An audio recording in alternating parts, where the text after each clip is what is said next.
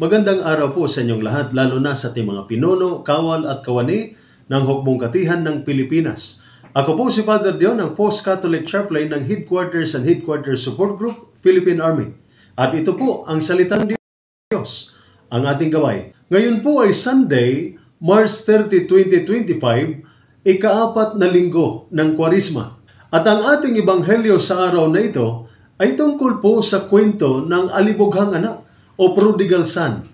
Isang anak na nagkamali, lumayo sa ama at winaldas ang kayamanan. Ngunit nung siya naghirap at nagising sa kanyang pagkakamali, naisip niya, babalik na lamang ako sa tatay ko. Parang sundalo na minsang nadapa.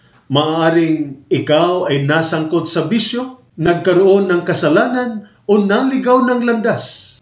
Ngunit tulad ng anak sa kwento, pwede tayong bumalik. Ang Diyos ay parang ama sa kwento. Hindi galit, kundi sabik na sabik tayong yakapin. Isipin ninyo ang isang ina na may anak na nalulong sa bisyo. Sa kabila ng sakit na dinanas, noong bumalik ang anak, niyakap pa rin niya. Walang tanong, walang galit, puro pagmamahal. Ganyan po ang Diyos. Hindi siya nagbibilang ng mali. Ang mahalaga ay bumalik tayo.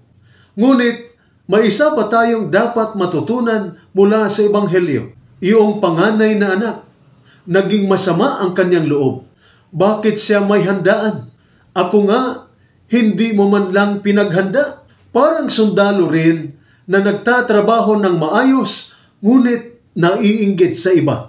Ang sagot ng ama, anak, sa iyo ang lahat ng ito. Kasama kita palagi.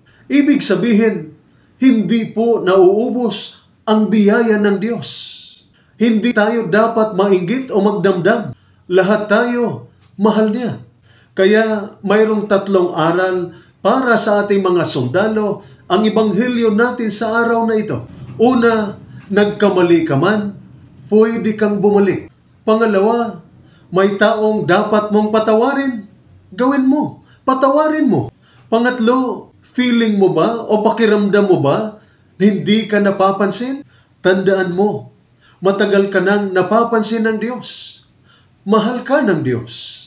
Kaya kahit tayo ay lumayo sa Diyos, lagi tayong may babalikan.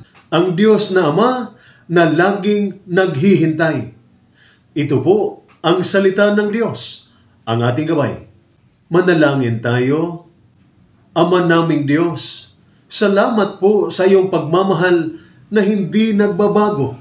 Kahit ako'y nagkamali o lumayo sa gitna ng gulo, tukso at pagod sa serbisyo, ikaw ang tahanang lagi kong babalikan. Patawad po sa mga pagkukulang ko sa iyo, sa kapwa at sa sarili.